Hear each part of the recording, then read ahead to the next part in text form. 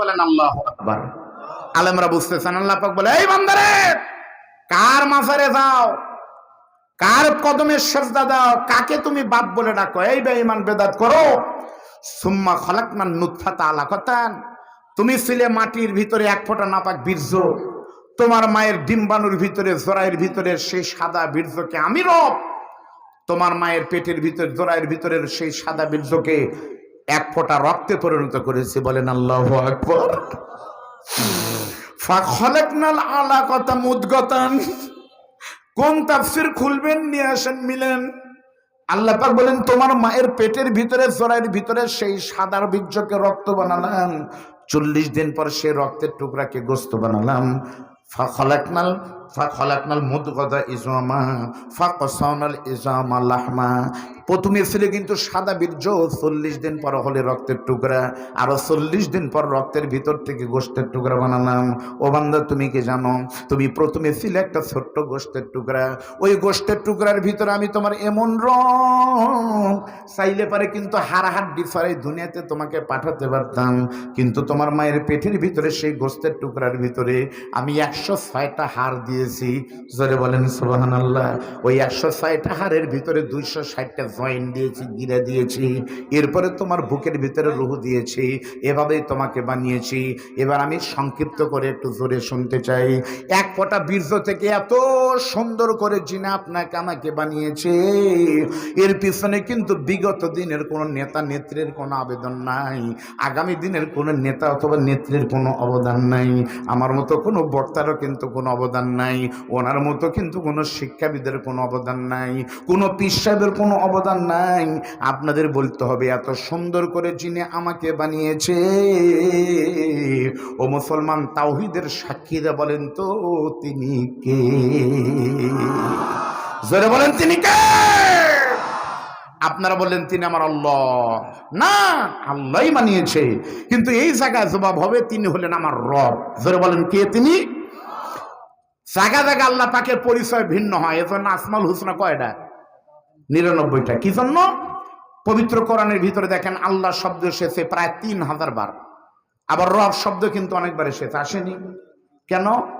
রব বলা হয় তাকে তাফসীরের ভাষায় তারবিয়াতু শাই ইলা কামালিহি শাইয়ান ফাশাইয়া, নাই থেকে যিনি পরিপূর্ণতা দান করেন, জিরো থেকে যিনি কমপ্লিট বানান, তিনি হলেন রব। জোরে বলেন আল্লাহু আকবার। সুতরাং দাসত্ব গোলামি একমাত্র হবে যার, তিনি কে? জোরে বলেন তিনি কে? রব। এবার তাকান, রব কাকে বলে? রব কাকে বলে ভাই? আমরা জানি না রব কাকে বলে। রবের পরিচয় হলো আমার জীবন দেওয়ার মালিক, লালনকারী, পালনকারী, ভালোর মালিক, খৈরিহি ও শাররিহি মিনাল্লাহি তাআলা, সব হয় আল্লাহর পক্ষ থেকে। এটা যারা মানে না, তারাই নিজের সন্তানের জন্য বগুড়া থেকে বাবার দরবারে ফরিদপুরে যায়। জোরে বলেন কথা ঠিক না ঠিক? তারাই মাজারে যায়। খারাপ করতেছেন। এবার আপনাদের বলবো রব কাকে বলে, খুব খেয়াল করেন, এইটুক বলে আমার আলোচনা শেষ হবে। আমি আপনাদেরকে হাতে কলমে দেখাবার চাই, বগুড়ার মানুষ কাকে বলে রব। আমার চোখের দিকে তাকান। তাফসীরের ভিতরে শেষ আল্লাহ পাক বলেন, বান্দা তুমি কার নাফরমানি করো? সর্বপ্রথম তুমি কিন্তু ছিলে এক পর নাপাক পানি, সেখান থেকে যখন তোমাকে আমি বানালাম মায়ের পেটের ভিতরে, তুমি কিন্তু ছিলে একটা ছোট পুতুল। বলেন তো ভাই, পুতুল কিন্তু ছিলেন। ওই পুতুলের ভিতরে যখন আমি রূহ দিলাম, সঙ্গে সঙ্গে সন্তান পেটের ভিতরে কিন্তু নড়াচড়া শুরু করে দেয়। আপনারা বলেন তো, মায়ের পেটের ভিতরে কি সন্তান নড়ে না? এই অনুভূতি হয় তখন প্রথম সন্তানের বাবা যখন হবেন, তখন প্রথম সন্তানের বাবা হওয়া, এরপরে যদি 96টা সন্তান হয়, প্রথমবারের মতো হয়, তাই ওই অনুভূতি কিন্তু থাকে না। আল্লাহ পাক আমাকে একটা ছেলেও দিয়েছে, একটা মেয়েও দিয়েছে।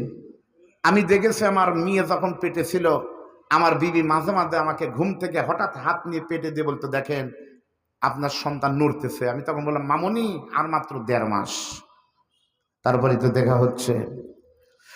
রব্বে কারিম তাফসীর পড়ে দেখলাম আমার বাচ্চা কিন্তু আনন্দে নড়েনি। কোরআন বলতেছে, যখন পেটের ভিতরে তোমার সন্তান ক্ষুধা লেগেছে, তখন বলেছো খাবার দাও। তখন তুমি পিতা কিন্তু তোমার মেয়ের খাবারের ব্যবস্থা করতে পারোনি, তখন তোমার মাও কিন্তু তোমার খাদ্যের ব্যবস্থা করতে পারেনি। আমি তোমার এমন রব, তুমি বান্দার পেটের ভিতরে, তুমি মায়ের পেটে তোমার ক্ষুধা লাগবে, সেজন্য তোমার খাওয়ার বন্দোবস্ত আমি করেছি। কিভাবে জানো? যতদিন না তুমি বাচ্চা দুনিয়াতে না আসো, ওই 9 মাস অথবা 10 মাস কিন্তু তোমার মায়ের মিন্স মাসিক কিন্তু আমি বের হতে দেই না বান্দা, ওই রক্তের দরজাকে কিন্তু আমি বন্ধ করে দেই।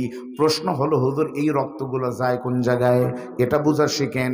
ওই রক্তগুলো আল্লাহ পেটের ভিতরে কিন্তু একটা ট্যাঙ্কির ভিতরে জমা করে দেন, আর ওই ট্যাঙ্কির ভিতর থেকে মায়ের জরায়ের ভিতর থেকে একটা বিদ্যুতের তারের মতো চিকন নাড়ি টেনে এনে আরেকটা মাথা কিন্তু আপনার নাভির সঙ্গে বেঁধে দেয়। আপনার মায়ের জরায়ু আর আপনার নাভি সরাসরি বাইপাস রাস্তা হয়ে গেল ট্যাঙ্কির সাথে। যখন রাত 2টার সময় লাঠি দিয়ে আনতে বলেছিলেন আমার ক্ষুধা লেগেছে, নড়ে ছিলেন, তখন আমার রব ওই টাঙ্কি থেকে মায়ের নাপাক রক্ত বাইপাস করে ছেড়ে দিয়েছে। হ্যাঁ, সবই করা লাগবে, আমার মাথাও আছে, কিন্তু এক জায়গায় তো যাওয়া লাগবে না। ঢাকার যাত্রী তুলে যদি চান্দাই কোনা যায় বলে যে ভাই গাড়ি থামান, কথা আছে, তাহলে পিটন খাওয়া লাগবে তো। এই জন্য বলছিলাম ভাই, একটা বক্তা কমান লাগতো, সেটা আমাকেই কমাতেন, অথবা আসর থেকে শুরু করতেন। আমি কিন্তু হানাফির লোক, কিন্তু আলে হাদিসের আমার একটা জিনিস, সব জিনিস ভালো লাগে, এক জায়গায় খারাপ লাগে। বলি ভাই, বাইরে যা বললে গিবত হবে, অতএব এতেই বলি, যা হয় হোক, পিটন খাই আজকেই খাই। আলে হাদিসের লোকেরা নামাজ পড়ে সময় মতো, সালাত তাদের টাইম মতো সব করে। এক জায়গায় আলে হাদিসরা পিছনে আছে, সেটা হলো মাহফিলে বক্তা তুলে দেয়, তারা হানাফিদের চাইতে পড়ে। মনে রাখবেন, বেশি নেতায় দেশ নষ্ট, বেশি লবণে তরকারি নষ্ট, আর বেশি বক্তায় শোভা নষ্ট। আপনারা ঠিক করলো ঠিক, না করলো ঠিক, অতএব একবার কোন ঠিক। মন খারাপ করতেছেন? মাত্র কয়েক মিনিট ভাই শোনেন।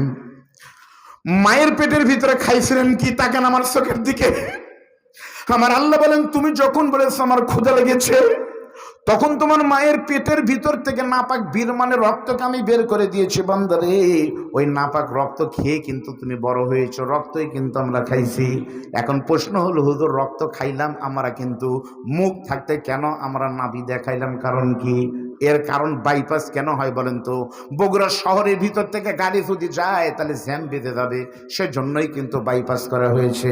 ওই রকম মায়ের পেটের ভিতরে যদি নাপাক রক্ত আল্লাহ আপনার সরাসরি আপনার মুখ, বাবা খাও, বাবা চা খাও, ধরো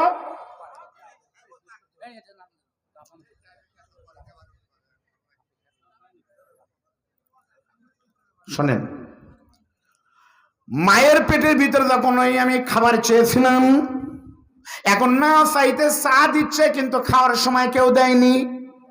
দিলে কে বলেন? কি দিলেন? আল্লাহ বলেন, বান্দা তোমার মায়ের নাপাক রক্ত যদি তোমার মুখ দিয়ে প্রবেশ করাতাম, মুখ থাকতে কেন বাইপাস করলাম? কোনোদিন কি ভাবছিলেন কেন বাইপাস করে দিলাম?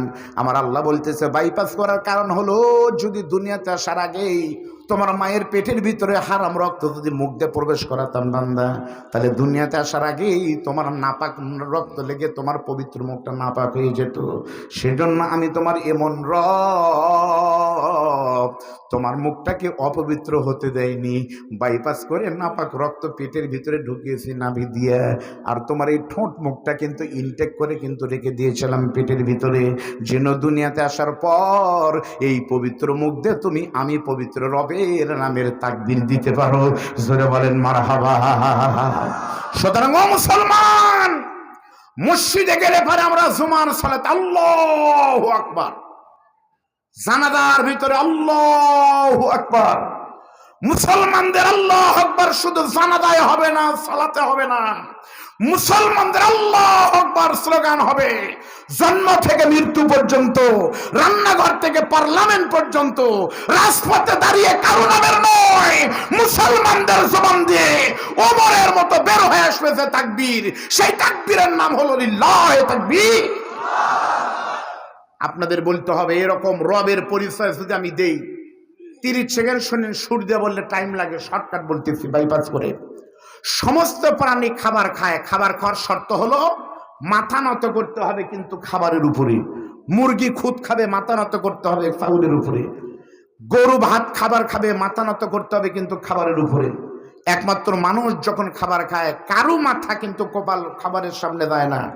মুসলমানদের মাথা থাকে উপরের দিকে, হাতের মাধ্যমে আল্লাহ মুখে খাবার নিয়ে যায়।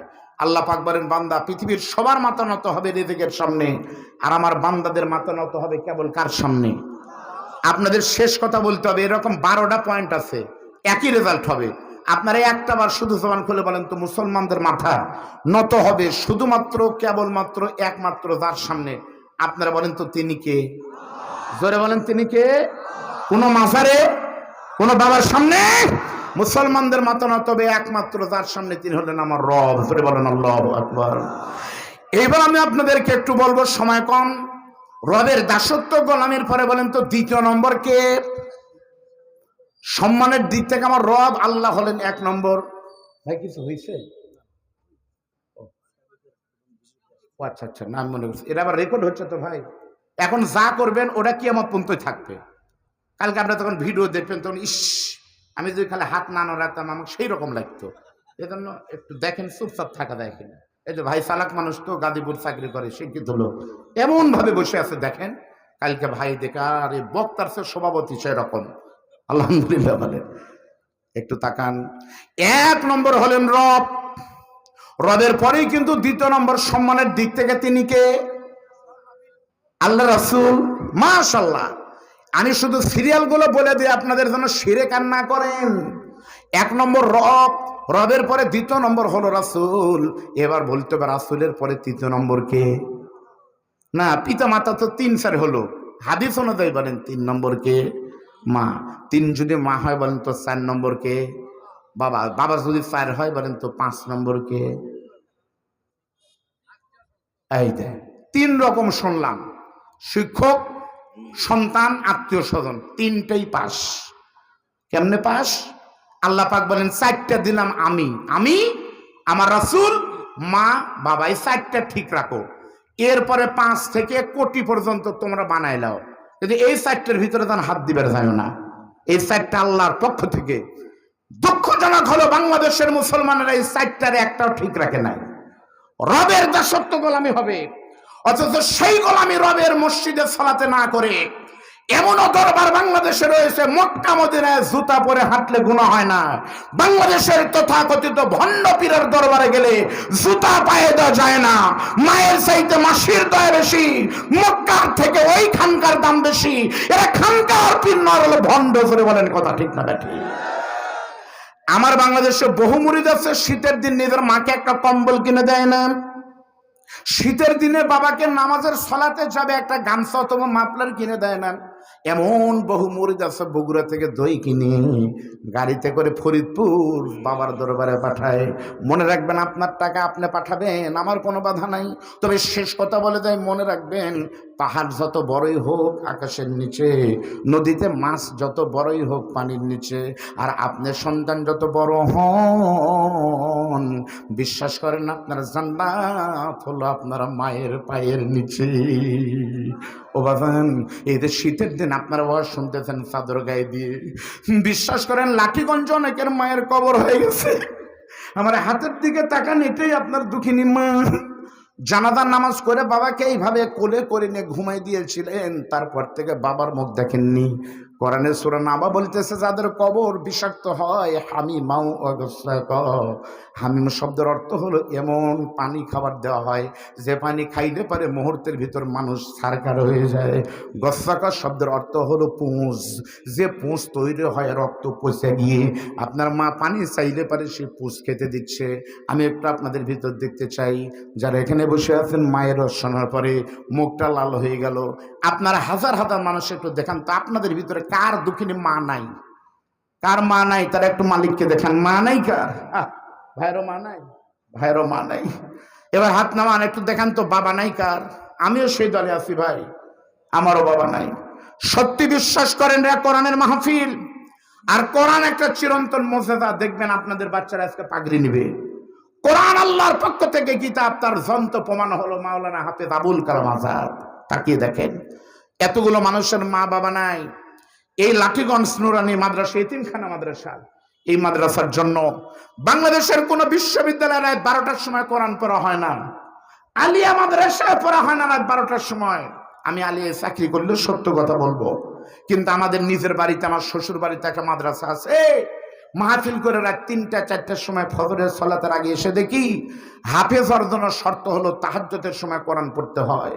লাঠিগঞ্জ আপনারা একদিন পরীক্ষা করার জন্য দেখবেন, দেখি আবুল কালাম আজাদ হুজুরের ছাত্ররা কি করে, চোখের পানি ধরে রাখতে পারবেন না। ভোর রাতে ফজরের সালাতের আগে উঠে ওই মাদ্রাসায় খাট নাই, বিল্ডিং নাই, কিছুই নাই, আপনাদের দান করা কম্বল আর ফুলের ভিতরে বসে কোরআনের পাখিরা যখন বলে ইয়াসিন,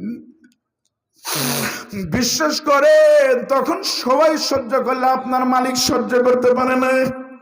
এতিম বাচ্চারা যখন আল্লাহর নামে ডাক দিবে, অক্ষরে অক্ষরে 10টা নেকি ওই সন্তান পাবে, আর আপনার দুঃখিনী মা কবরে বসে সেই নেকি পাবে। আমি আপনাদের কাছে টাকা চাই না, পরীক্ষাও করতে হয় বন্ধু, পরীক্ষাও করতে হয়। এ দুনিয়া শিক্ষার জায়গা। উতলুল ইলমা মিনাল মাহাদি ইলাল মাহাদি, দোলনা থেকে কবর পর্যন্ত শিখতে হয়। পরীক্ষা করেন তো, জীবনে বহু ঠকেছেন, ঠকা মনে করে পরীক্ষা করেন। আল্লাহর কসম আজকের দোয়া কবুল হবে, কারণ অনেক এতিম এখানে রয়েছেন, অনেক আল্লাহর ওলি বান্দারা রয়েছেন। আপনাদের ভিতরে টাকা নয়, শুধুমাত্র আপনার মৃত মায়ের কাফনের কাপড় দেখে দেখে আপনাদের কাছে 100টা কম্বল, মনে করেন আপনার মা কবরে নাই, মাদ্রাসার বাচ্চাদের দেবেন একটা করে 1000 টাকা। যদি দেন, 2টা স্বপ্ন যেন পূরণ হয়। আপনার মা বাবাকে স্বপ্নে যেন দেখতে পারেন, আমার ভাই যেন দেখতে পারে যে আমার ভাইয়ের মা কবরে নাই, জান্নাতে আছে। 2 নম্বর হলো আল্লাহ পাক যেন আপনাকে মক্কা মদিনার মেহমান কবুল করে, ধরে বলেন আমিন। লিল্লাহি তাকবীর। আজকের মাহফিলের মুহতারাম সভাপতি সাহেবের আগমন, জনাব আলহাজ মোহাম্মদ আরাফাতুর রহমান আপেল ভাইজানের আগমন, লিল্লাহি তাকবীর। আলহামদুলিল্লাহ। আপনাদের মেহমান সভাপতি মহোদয় এখানে চলে এসেছে। ভাই ভালো আছেন? আমি তাকে ফিজিক্যালি অনেকবার, মানে একবারও দেখিনি, অনলাইনে দেখেছি। সামনে বলা ঠিক না, কিন্তু আমি শুনলাম আমার আবুল কালাম আজাদ ভাই হাফেজ সাহেব এবং ওনাদের 3 জন শিক্ষক যতক্ষণ কথা হয়েছে ভাইজানের ব্যাপারেই কথা বলেছে।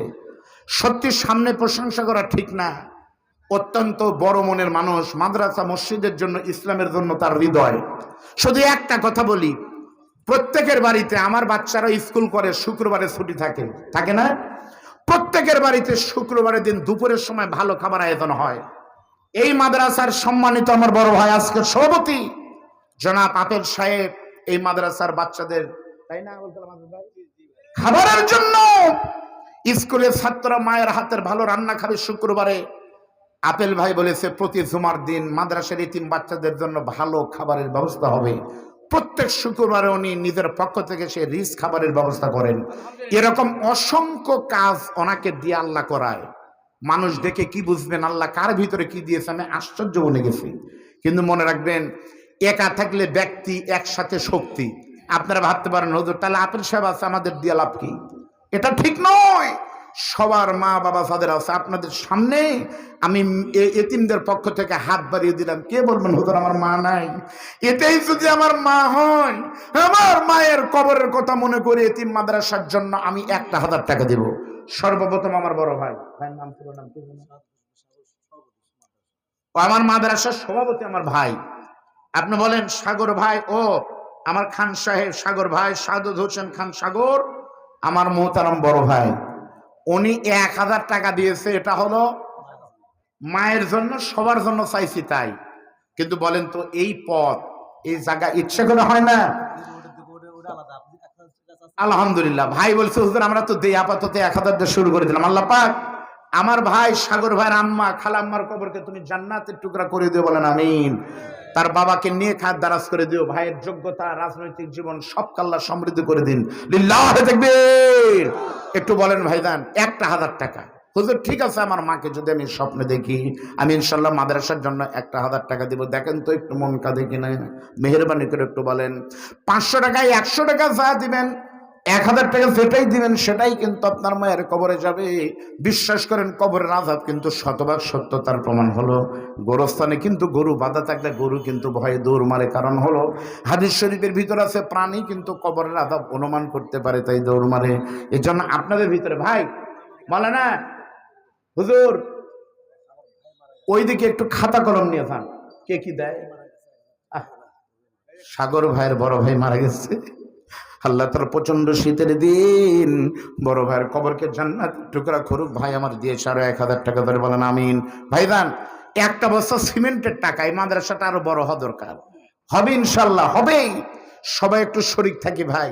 কে বলবেন হুজুর আমার ধান কেটে আলু দিচ্ছে, আলু কেটে যদি সরিষা হয় সরিষা কেটে আমার স্বপ্ন যদি পূরণ হয়, আমার বাচ্চা পরীক্ষায় চান্স পায়, একটু বলেন ভাই একটা বস্তা সিমেন্ট দিবেন, 500টা টাকা দিবেন, একটু বলেন তো 100টা কোরআনের নামে নামে 100টা কোরআন দিবেন 500 টাকা, একটু বলেন কে দিবেন ভাই? ভাইদার নাম কি বুঝিনি?